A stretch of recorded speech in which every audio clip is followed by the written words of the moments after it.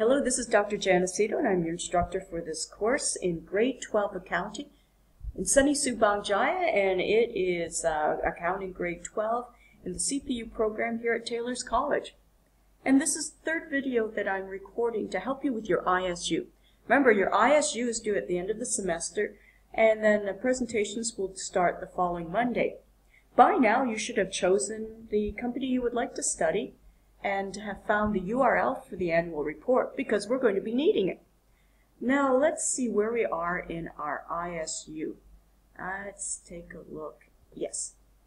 So in our ISU, what we've done so far is we've looked at the title page, the table of contents, the executive summary. These you do last. And then we spent some time doing the initial review of the annual report, and that's looking mostly at Chapter 4. Remember, we looked at the corporate information, and basically, what is an annual report? An annual report is a summary of the business activities for the shareholders, the owners of the company. Where it says shareholders' equity, etc. That's it.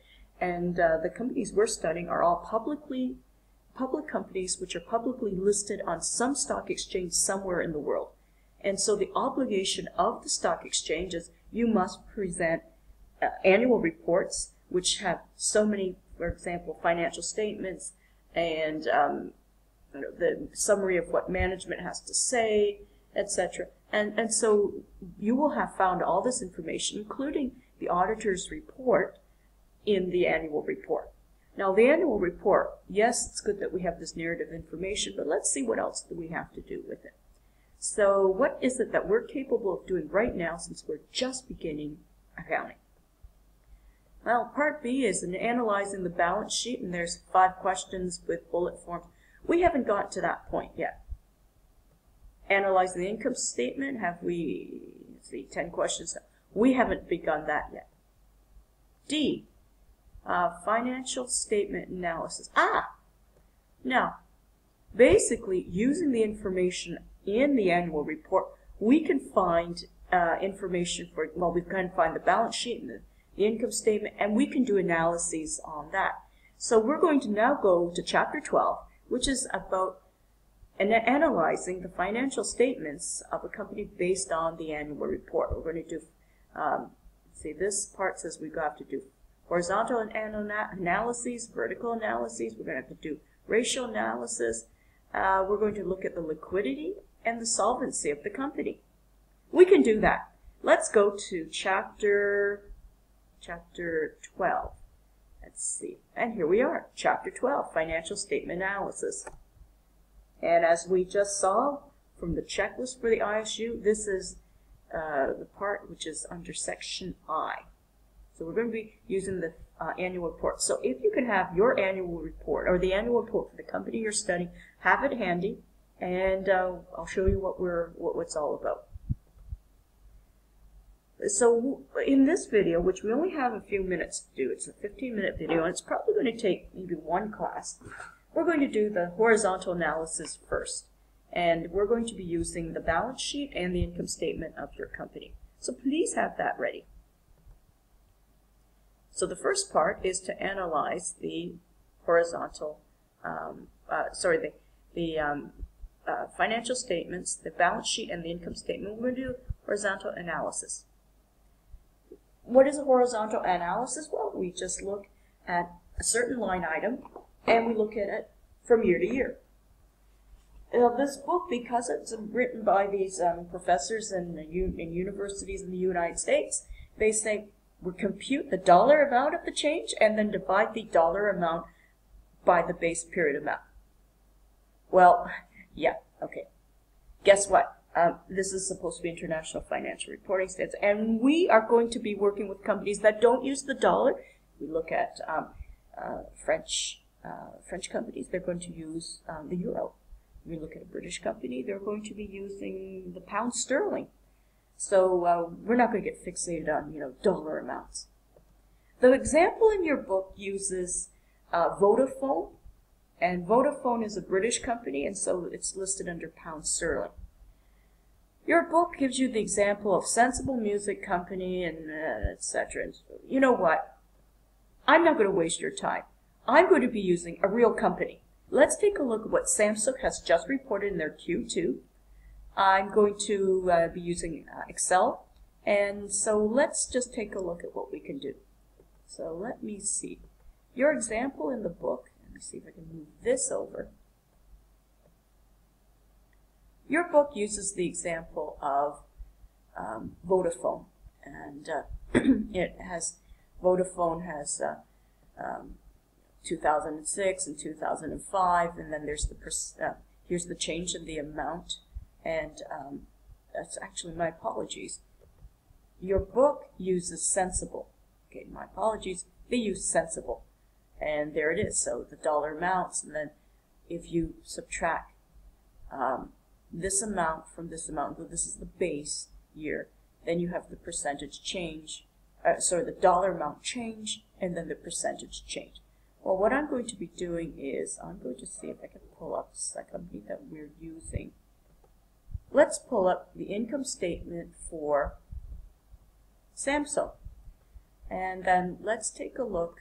Now what I have to do is I have to take this spreadsheet, and I'm going to have to input the amounts for the income statement for Samsung. And Samsung, we're going to use won instead of the dollar amount because it's quoted in trillions of wons. Q2 2015. Now, if we're going to be doing a horizontal analysis, we want to compare it with, or for this, they compared it year by year. And so let's take a look at the year by year for Q2. Let's look at 2014, 2015. Because I think it's important that we do that. I mean, yes, you can also do this for quarter by quarter. The reason I like doing year by year for this purpose, to illustrate to you folks that sometimes a quarter makes a difference. So for example, in North America, the Christmas season is when people do a lot of buying. People also do a lot of buying for back to school. Now, back to school in Malaysia means July, August, and in North America, back to school is usually September. So the sales up to September. So what I feel like doing, and to illustrate for our purposes, is I'm going to prepare this, and I'm going to use the figures for Q2 2014 and 2015 for Samsung. Let me pause the recording and get that ready. So what you've seen is I've taken the information from the income statement for Samsung, and I've created a new spreadsheet based on what they had before. So as you, oops, my apologies, shouldn't have done that. So what I've done is, let me see if I can get it. I've taken Vodafone, the information here, and I've translated it into Samsung. So as you can see, there it is, and there it is. So Q2 2015, 48.54, yes, 48.54. And in Q14, which was a larger amount, so I've just plugged in the information. And then I've done the formula, so as you can see here, I've taken this as the base amount, and I've subtracted the 2015 results, and I've gotten the change in won, and there it is. So you notice the negatives, so it doesn't look like Samsung had a really, really spectacular quarter. In their net profit, the percentage change in the net profit is sort of, it fell. So that's the change in the won. If you go back to this, as you can see, we've computed this first part. So we've got the currency change figure. Now we're going to compute the percentage change. And let's go back. And because I've done it already, there it is. I'm now going to show you what I've done. Oops. Let me do it this way so it all shows up. Yes. So then what I've done is I've taken D2 and then I've divided by C2. So the percentage change divided by the base. And as you can see, it hasn't been the the most spectacular quarter for Samsung at all. And yeah, their net profit, it fell. So there we have there, and that's for Samsung.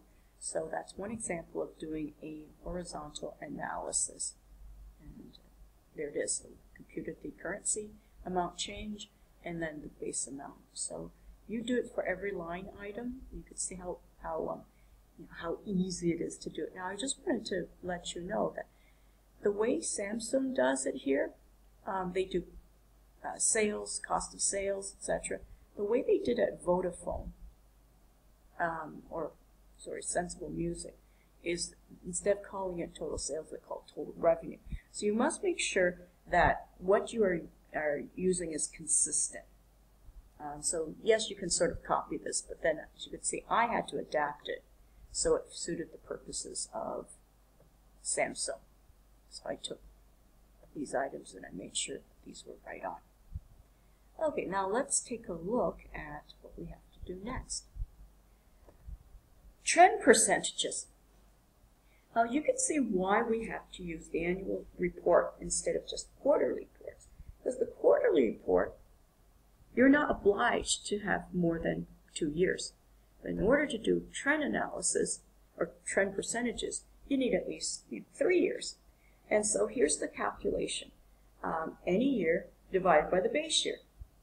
Okay, let's get some practice on that.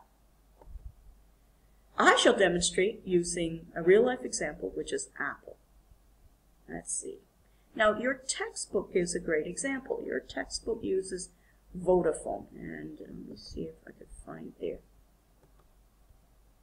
So, Vodafone, in your textbook, it goes from 2008 to 2015, and their base year is the 2008. So you notice here what I've done is I've taken their operating profits, and as I say, this is the base year, and I've just plugged it in. Now, Vodafone, as you can see, in 2008, 10,000.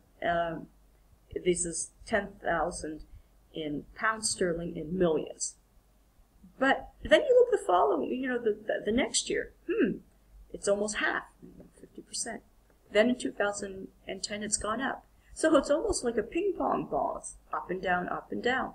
Well, that's interesting to know. Now, why am I using this?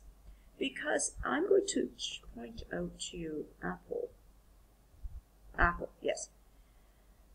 Apple, you don't see them use the term in Vodafone. Vodafone uses operating profits. Apple, I've looked. I don't see them use the term operating profits. So what I had to do was look at, Apple. How do they calculate what Vodafone calls operating profits? See, Vodafone's British, so they have their own GAAP, generally accepted accounting principles, from the United States, slightly different terms.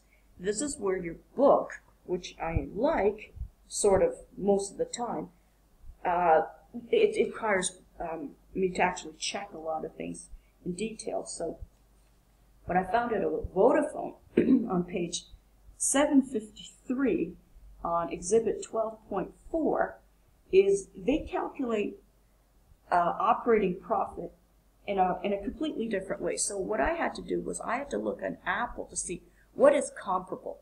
So in Apple, what was comparable is, let's see if I can find it. So I had to change it to Apple. It's income before provision for income taxes. So you'd think it's this, but it's actually not, because I had to look inside to find out it's actually this amount, provision for income taxes, which is equivalent to what Vodafone calls operating profits. So what I did was I constructed this spreadsheet. I changed things for Apple, and then I've got the income before provision for income tax purposes, or operating profits. And I did the calculations. So this was the base, and then I plugged in the numbers. And so Apple's a little bit like a ping pong ball. but it's always every year